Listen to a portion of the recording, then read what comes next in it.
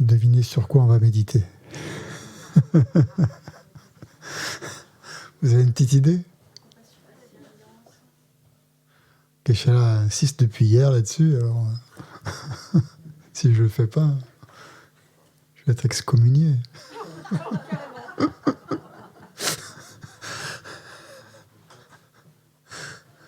Alors pour ne pas être excommunié, et puis parce que c'est vraiment utile, surtout pour ça d'ailleurs, on va méditer sur l'équanimité.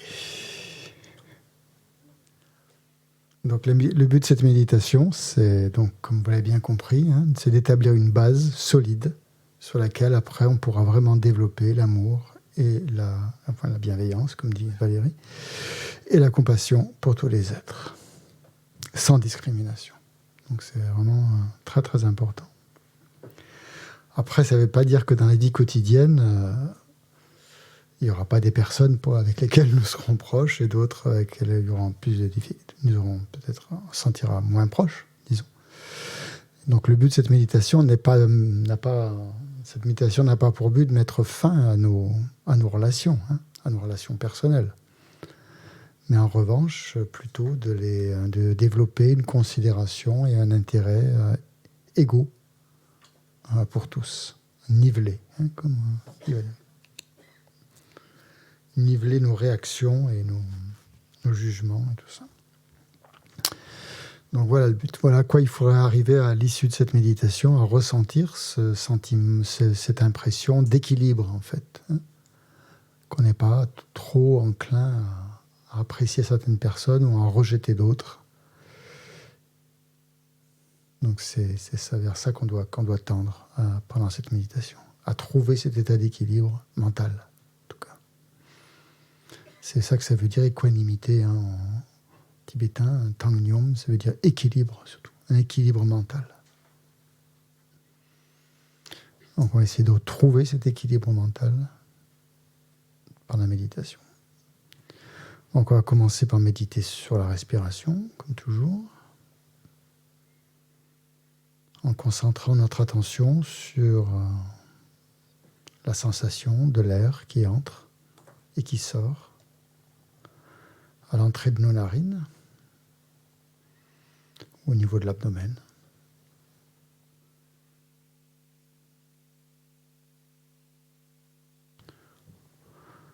On laisse passer toutes nos pensées comme des nuages flottants dans le ciel.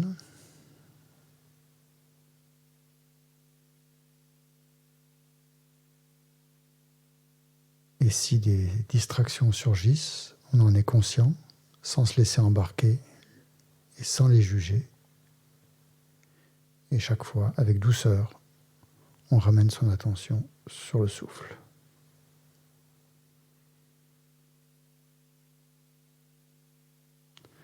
Et ça, c'est déjà un premier exercice d'équanimité, justement. L'équanimité par rapport aux pensées ou aux sensations. Donc, quelles que soient les sensations qui surgissent, agréables ou désagréables, quelles que soient les pensées, bonnes ou mauvaises, on ne s'y attarde pas.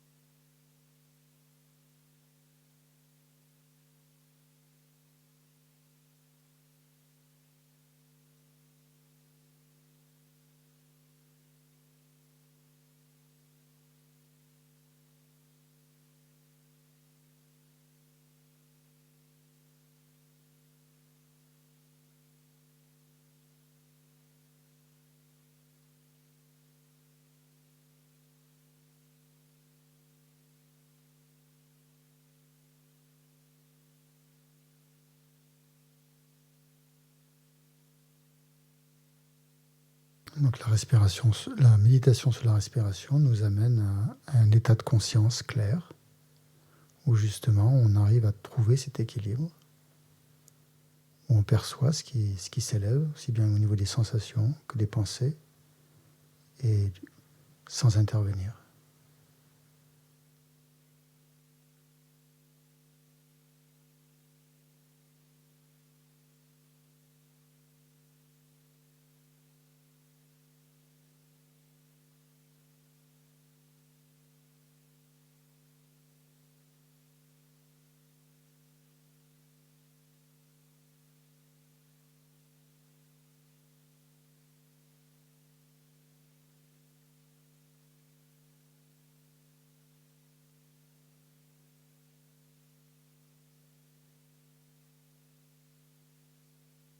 Donc ainsi, une sensation un peu désagréable peut devenir neutre à un certain moment. Pareil pour une sensation agréable, peut aussi devenir neutre.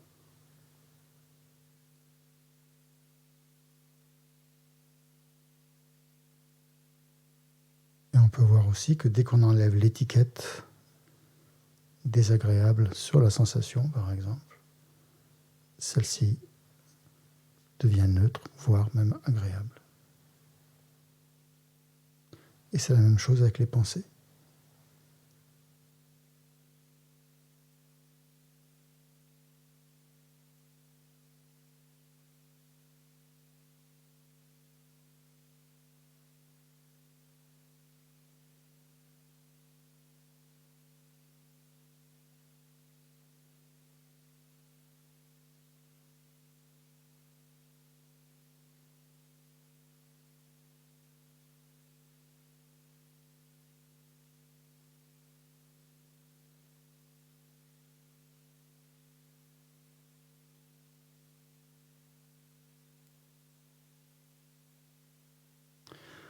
Donc on perçoit ainsi que ce qu'on appelle des sensations agréables ou des sensations désagréables sont de simples étiquettes, des constructions mentales que l'esprit appose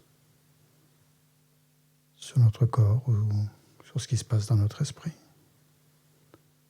Mais qu'en soi, c'est dénué de ces interprétations, ces étiquettes.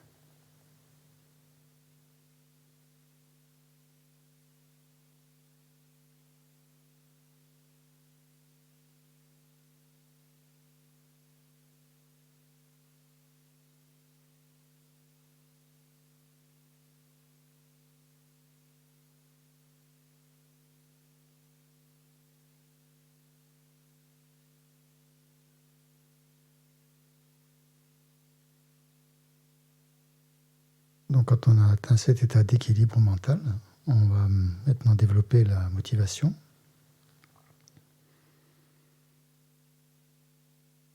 En se disant qu'il est impossible d'aider les autres si on n'a pas, sans la compréhension et sans la maîtrise de l'esprit.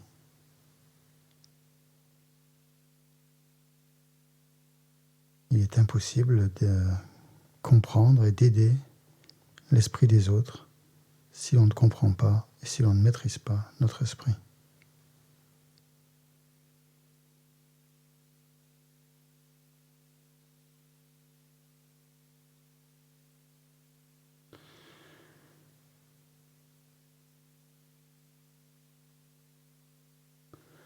Donc c'est pour ça que, pour comprendre notre esprit et pour le maîtriser, que nous allons faire cette méditation sur cette tendance que l'on a, qu'a notre esprit, à discriminer, à faire des discriminations entre les gens.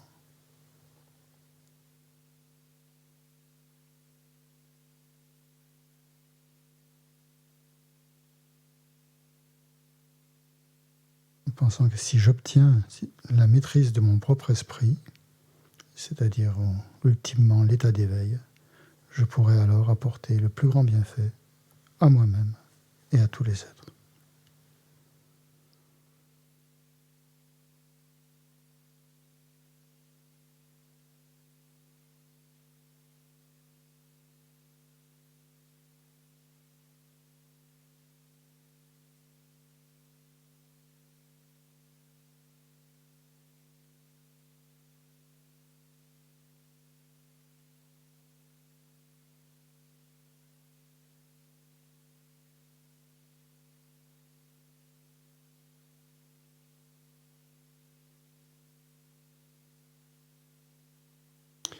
Donc on va commencer par visualiser 3 personnes assises en face de nous. La première est un ami proche, quelqu'un que nous trouvons très sympathique. La seconde est un étranger, quelqu'un pour qui nous n'avons aucun sentiment de précis. Et la troisième, quelqu'un que nous trouvons antipathique, que nous n'aimons pas du tout.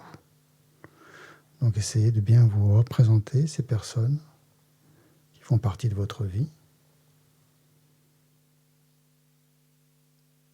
et de les voir en face de vous. Dans un premier temps, pour les reconnaître, examinez-les, faites-les apparaître dans votre esprit.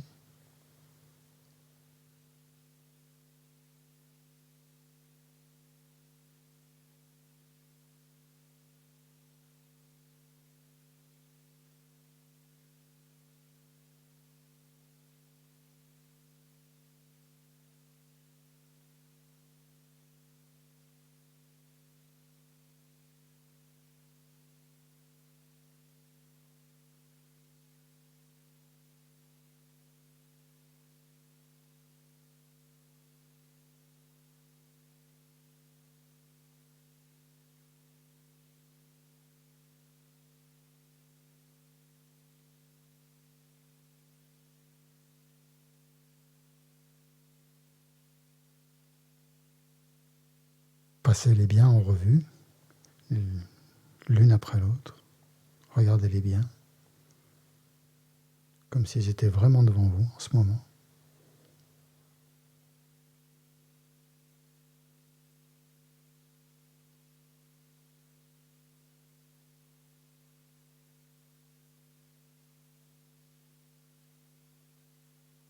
Et maintenant, vous allez faire attention aux réactions que vous avez quand vous voyez ces personnes. Donc, vous allez vraiment vous concentrer sur chacune d'elles et observer les réactions différentes que chacune d'elles suscite dans votre esprit. Plus vous les observerez, plus cette réaction, cette sensation apparaîtra fortement.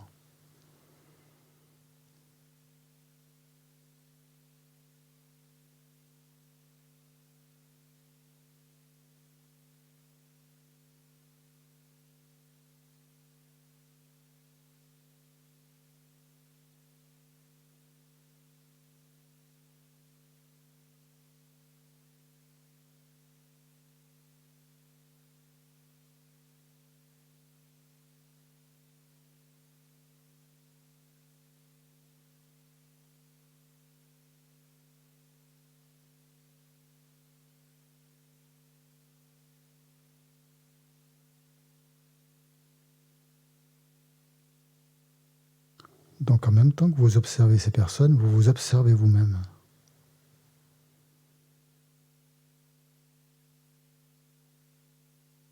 Comment vous êtes quand vous rencontrez ces personnes, ou quand vous les croisez, quand vous les apercevez, comment vous réagissez. C'est de vraiment ressentir ces réactions épidermiques.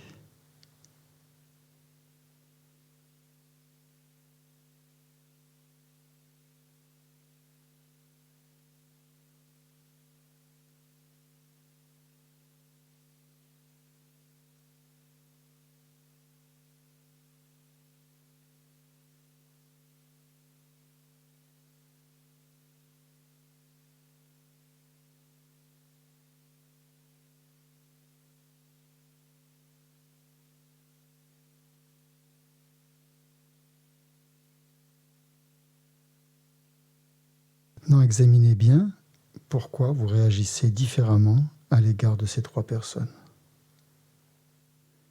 Qu'est-ce qui vous pousse exactement à réagir de manière différente par rapport à ces 3 personnes? Regardez vraiment en vous, dans votre esprit.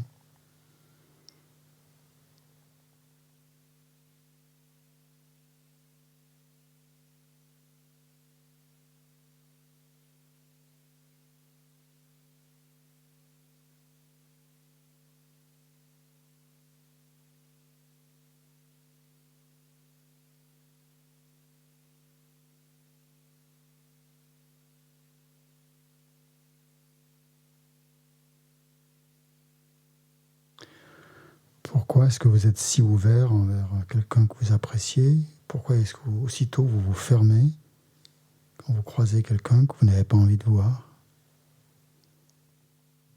Et pourquoi vous êtes complètement indifférent à l'étranger?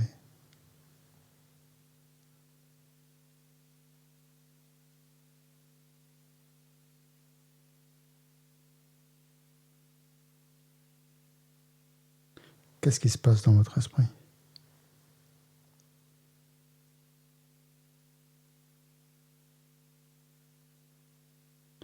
Quelles sont les pensées que vous avez?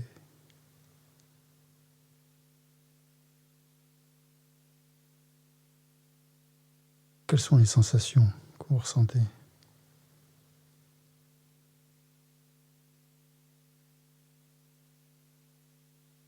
Ou que vous ne ressentez pas?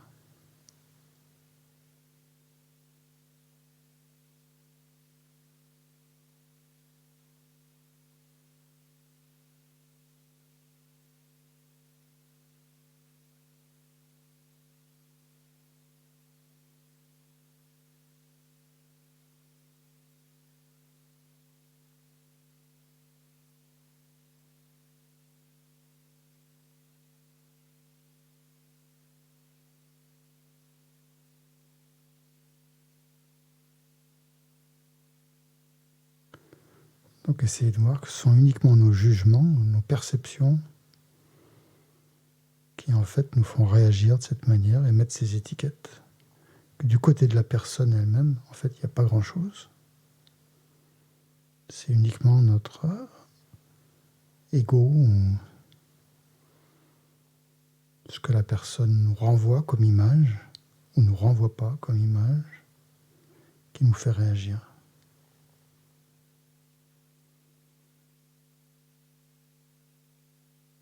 Regardez ce que vous projetez sur chacune des personnes.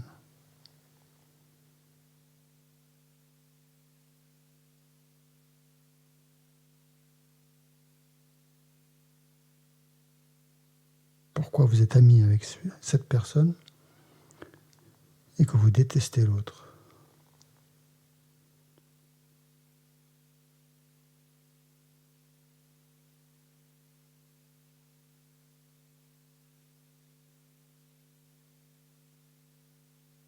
Pourquoi vous êtes totalement indifférent avec celle qui ne vous attire ni ne vous repousse?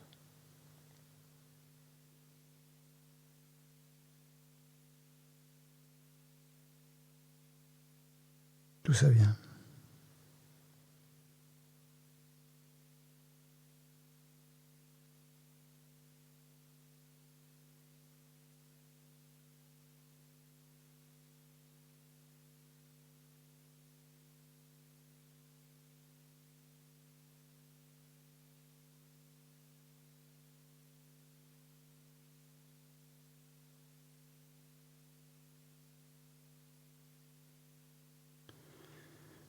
Maintenant, on va penser à des personnes que l'on considérait comme des amis dans le passé, qui étaient des amis très proches, voire même notre meilleur ami, et qui sont maintenant devenus des étrangers, ou peut-être même des ennemis. Pensez à ces personnes-là que vous avez fréquentées, que vous avez aimées,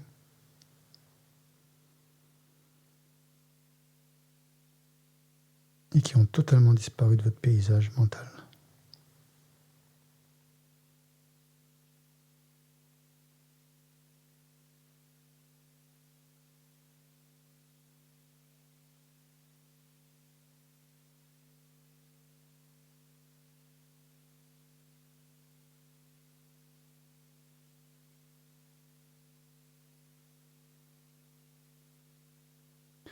Alors est-il possible que l'ami que vous visualisez en face de vous maintenant puisse faire quelque chose ou dire quelque chose qui lui fasse perdre sa position d'ami à vos yeux?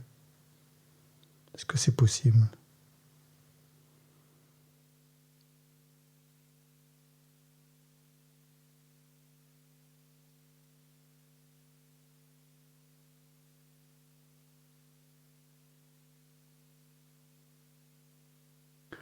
Regardez si cette personne vous disait une parole qui ne vous plaît pas.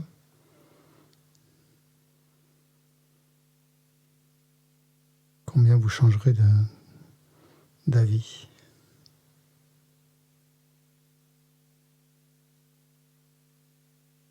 Qu'elle fasse quelque chose qui ne vous plaît pas pour que ça change tout.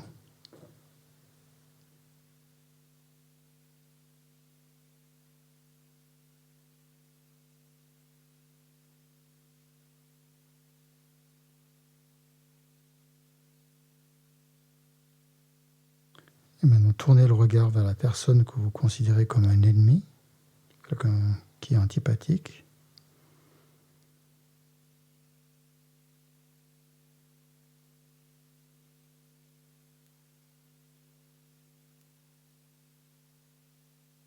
Et posez-vous la question s'il vous semble approprié de la désigner ainsi. Est-ce que cette personne a toujours été quelqu'un qui nous fait du mal ou qui nous est antipathique? Ou est-ce qu'elle est devenue comme ça pour une certaine raison?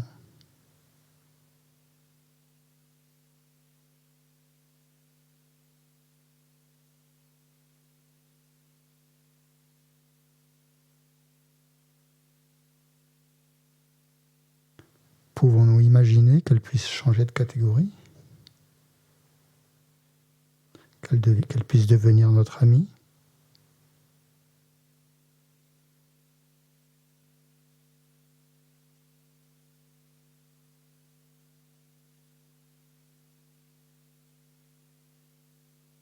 Sans doute, puisque ça s'est déjà produit avec d'autres personnes.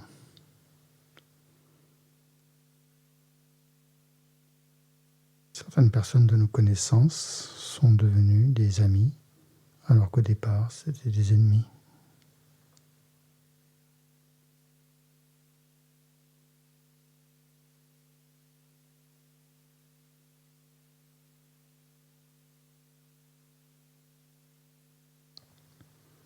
Et on regarde à présent l'étranger ou l'étrangère. Regardez avec quelle facilité cette personne pourrait soit devenir un ami ou un ennemi.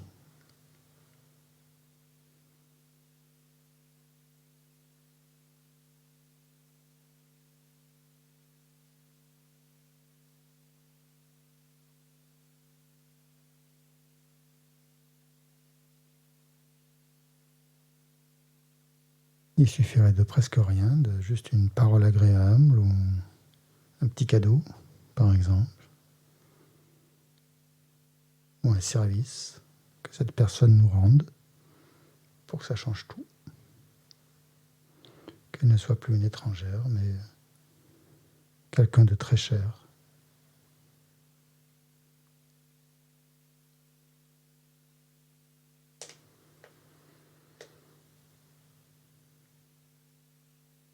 Et pensez à tous vos amis actuels.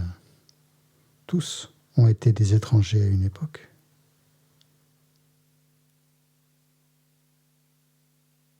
Tous ont commencé par être des étrangers.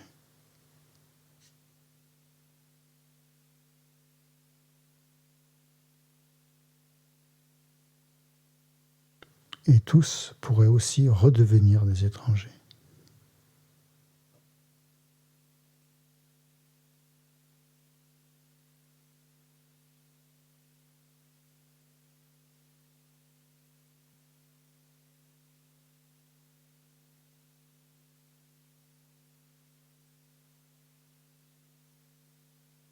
Donc maintenant, regardez de nouveau, est-ce qu'il existe des fondements solides qui nous permettent de nous accrocher à ces différences?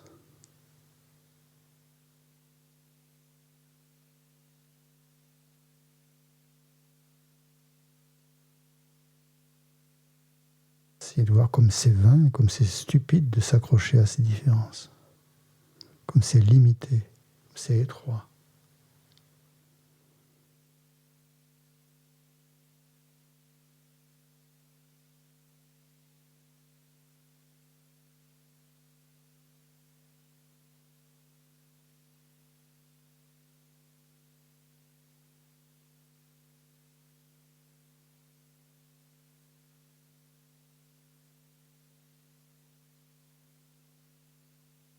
Pourquoi est-ce que nous aurions des sentiments chaleureux uniquement pour des amis, pour ceux que nous appelons nos amis?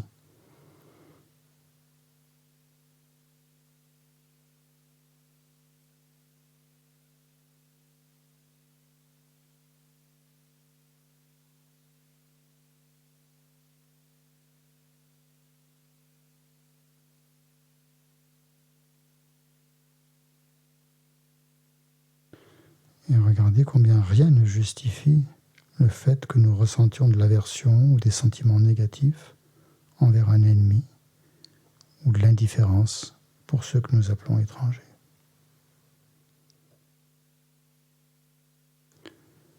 Aucune justification possible.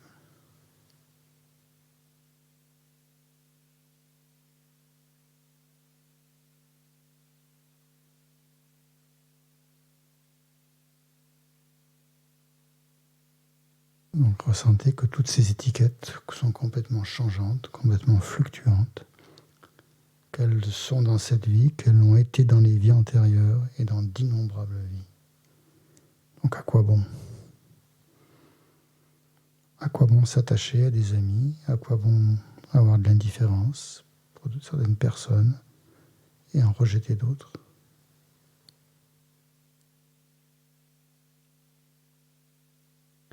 Est-ce qu'elles ne recherchent pas tous le bonheur, comme nous?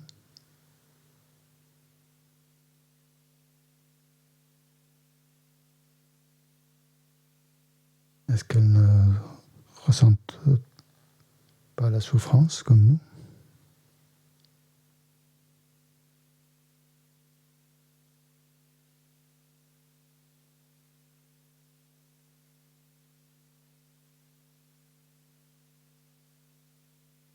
Donc essayez de vous concentrer sur cette égalité de sentiments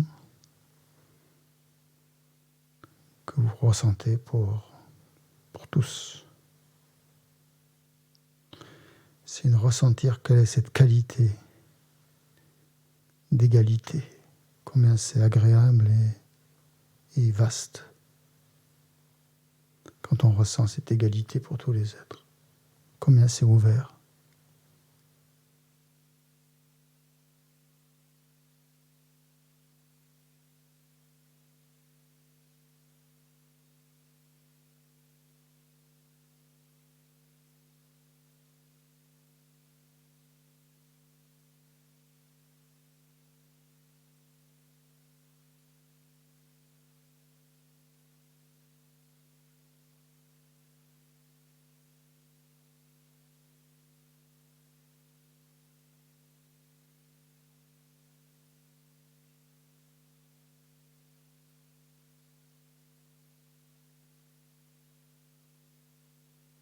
Essayez de ressentir, comme le dit sa sainteté le Dalai Lama, que tous les êtres sont ses amis. Essayez de ressentir cette possibilité d'avoir ce sentiment que tous les êtres sont nos amis. Des amis potentiels.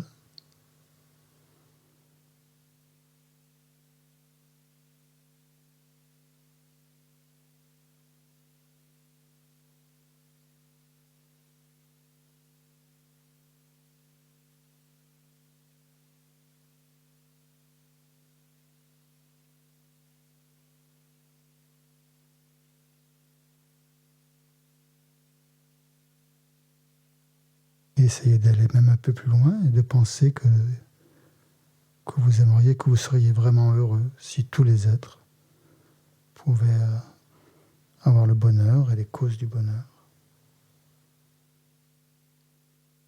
S'ils pouvaient être libres de la souffrance et des causes de la souffrance.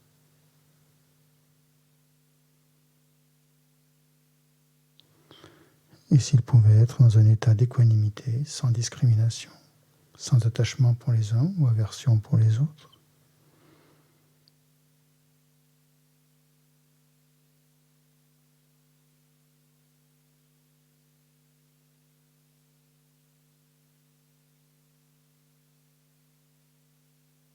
Essayez de ressentir ce que ça fait d'avoir des sentiments chaleureux pour tous les êtres, comme ça sentait le Dalai Lama, par exemple. Imaginez ce qu'il ressent à l'intérieur.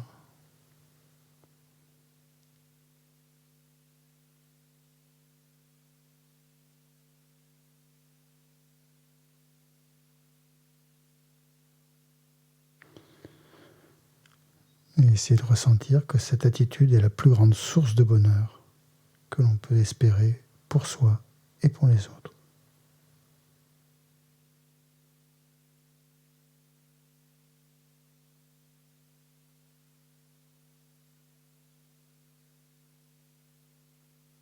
Et combien ça serait limité de s'en tenir à simplement un petit groupe de personnes face à l'immensité des êtres.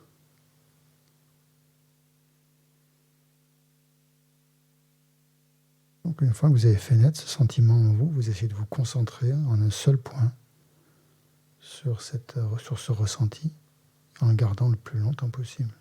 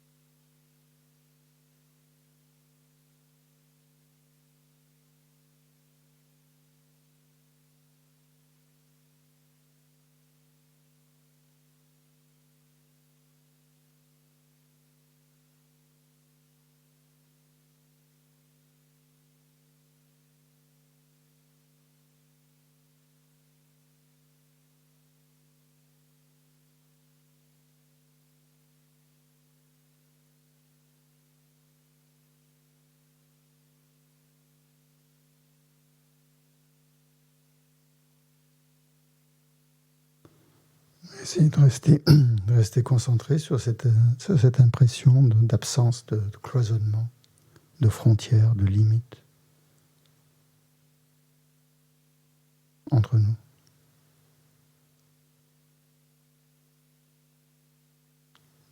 Qu'il n'y a pas de séparation.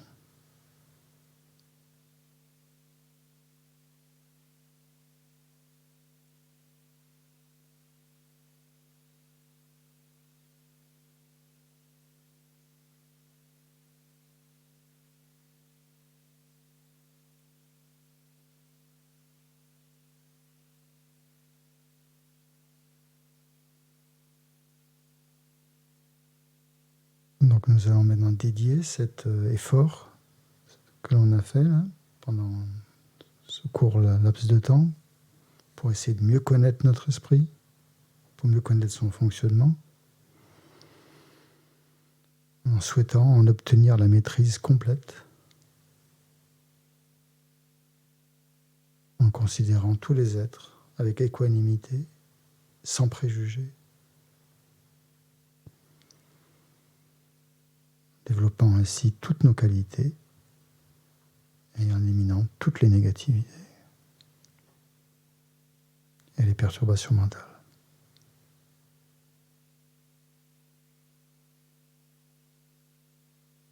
Donc on développe le souhait intérieurement de pouvoir voir tous les êtres comme des amis.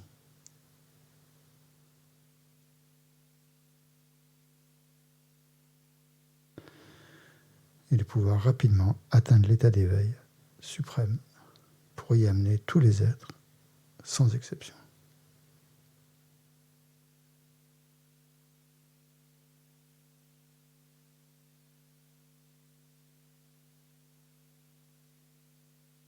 On va prendre la prière de dédicace dans le livret blanc, page 10. Le livret de l'Institut.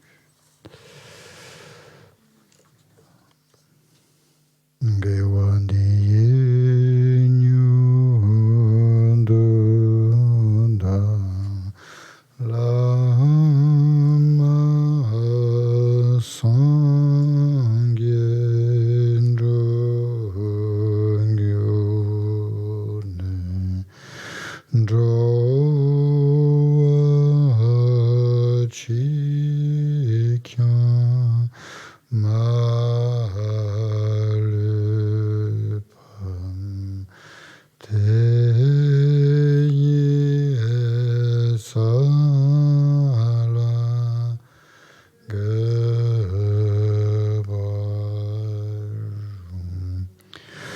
ceux qui sont malades recouvrent rapidement la santé, que toutes les maladies de ce monde disparaissent à jamais, que dans aucune contrée, de par ce vaste monde, n'advienne épidémie, famine ou conflit, que les êtres vivent dans la vertu et le bonheur grâce à la richesse du Dharma et que croissent l'abondance, la prospérité et l'excellence.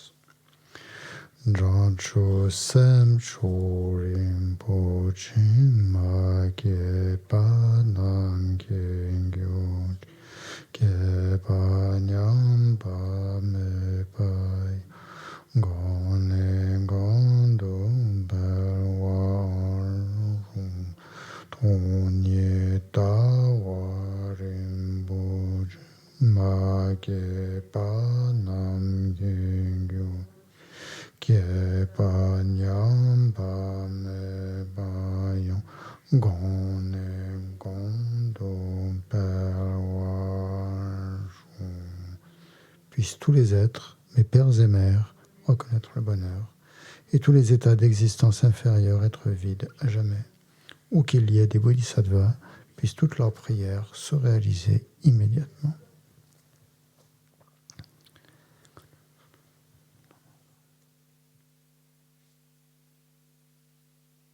Et voilà. Tout à l'heure, 2h30, on reprend pour une petite une révision discussion. On fera une révision d'abord. On n'a pas fait ça. Ouais. Donc 14h30. Bon appétit.